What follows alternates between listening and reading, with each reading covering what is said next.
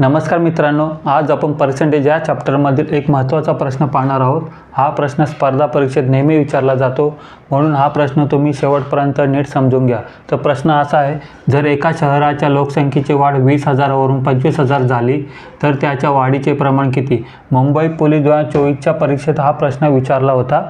तर याचं सोल्युशन काय बघू आता। वाढ बरोबर नवीन लोकसंख्या मायनस जुनी लोकसंख्या। तर नवीन लोकसंख्या किती आहे? 25,000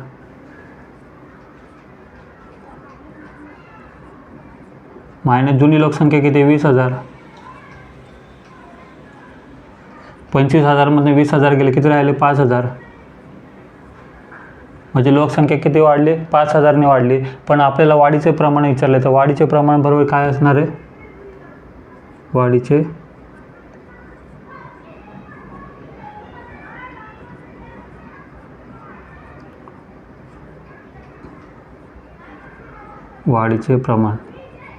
वाढीचे प्रमाण किती? लोकसंख्या वाढली 5,000 डिवाइड कितीवर वाढले? 20,000 वर। 20,000 गुणाकार 100। गुणाकार 100 ह्याच्यासाठी केले, आपल्याला पर्सेंटेजमध्ये उत्तर काढायचं म्हणून गुणाकार 100ने केलं। ठीक आहे, आता सिम्प्लिफाय करूया।